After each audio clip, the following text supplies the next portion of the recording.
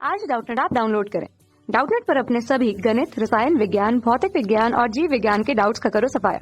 बस प्रश्न की फोटो खींचो, एक ही प्रश्न को क्रॉप करो और तुरंत वीडियो सोल्यूशन पाओ। अभी डाउनलोड करें। निम्न दिए गए कथनों में सही कथन कौन सा, ये हमको बताना है। कथन हमको 4 दिए गए हैं, 4 विकल्पों के रूप में, तो जो कथन सही होगा वही हमारा सही विकल्प हो जाएगा। दोस्तों, चारों कथनों को बारी बारी देखते हैं।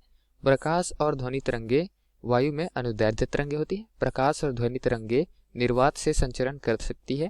प्रकाश और ध्वनि तरंगे दोनों तरंगे जो है वायु में अनुप्रस्थ तरंगे होती है और ध्वनि तरंगे वायु में अनुदैर्ध्य, जबकि प्रकाश तरंगे अनुप्रस्थ तरंग होती है।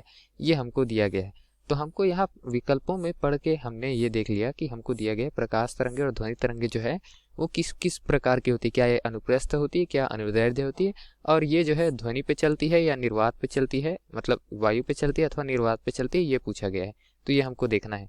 तो चलिए यहाँ हम एक कॉलम बना लेते हैं, ठीक है, स्तंभ बना लेते हैं और स्तंभ में देखते हैं कि ध्वनि और वायु के जो तरंग है उनमें अंतर क्या क्या है। ठीक है, उससे क्या होगा कि हम समझ पाएंगे कि प्रश्न में जो दिया है उसमें से कौन सा विकल्प सही दिया गया है।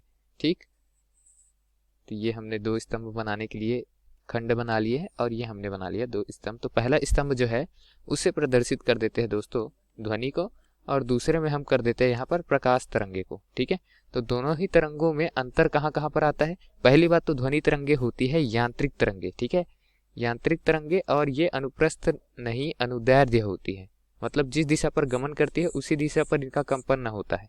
ठीक है, यांत्रिक और अनुदैर्ध्य, ठीक, ये लिख लेते हैं। वैसी प्रकाश तरंगे की अगर बात करें तो ये यांत्रिक तरंगे नहीं होती और ये अनुप्रस्थ प्रकार की तरंगे होती है, अनुदैर्ध्य नहीं। तो अनुप्रस्थ तरंगे दोस्तों कैसी तरंगे होती है, जिस दिशा पर ये गमन करती है उसके लंबवत दिशा पर ये कंपन करती है। ठीक है, लंबवत दिशा पर कंपन करती है तो वक्र जो है वो कुछ इस तरीके से हमको दिखाई पड़ता है इसका।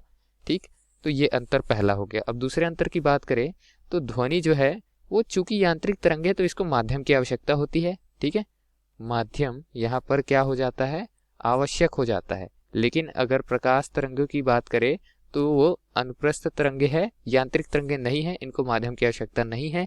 ये निर्वात में भी गति कर सकता है। ठीक है, तो निर्वात में भी ये चलता है।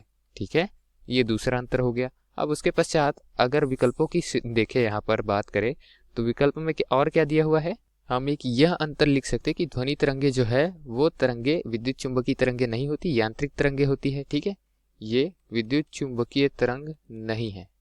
ठीक है, लेकिन प्रकाश तरंगे जो है वो विद्युत चुंबकीय तरंगे होती है। ठीक है, विद्युत चुंबकीय तरंगे होती है प्रकाश तरंगे। और भी अंतर हम लिख सकते हैं लेकिन विकल्प में नहीं दिए इसलिए नहीं लिख रहे हैं, जैसे कि ध्वनि की चाल, प्रकाश की चाल दोनों अलग अलग होती है। ऐसा बहुत सारे अंतर यहाँ पर आ जाएंगे। लेकिन दोस्तों हम यहाँ पर केवल विकल्प के रूप में लिख रहे हैं, तो विकल्प के रूप में चलिए पढ़ लेते। पहला क्या दिया, प्रकाश और ध्वनि दोनों तरंगे वायु में अनुदैर्ध्य होती है। तो प्रकाश तरंगे अनुदैर्ध्य ना वायु में होती है ना निर्वात में, यहाँ केवल अनुप्रस्थ होती है। ठीक है, तो पहला विकल्प यहाँ गलत हो गया। बाकी विकल्प देखते हैं। कहा गया है कि प्रकाश और ध्वनि तरंगे दोनों निर्वात से संचरण करती है। तो दोस्तों ध्वनि तरंगे निर्वात में संचरण नहीं कर सकती, माध्यम आवश्यक है, निर्वात में कोई भी माध्यम नहीं होता। ठीक, तो दूसरा विकल्प यहाँ गलत हो गया। तीसरे विकल्प की चर्चा करें तो कहा गया है प्रकाश और ध्वनि तरंगे दोनों वायु में अनुप्रस्थ तरंगे होती है। तो ध्वनि तरंगे अनुप्रस्थ नहीं होती, अनुदैर्ध्य होती है। ये जिस दिशा पर गति करती है उसी दिशा पर ये कंपन भी करती है, तो तभी तो संपीड़न विरलन होता है।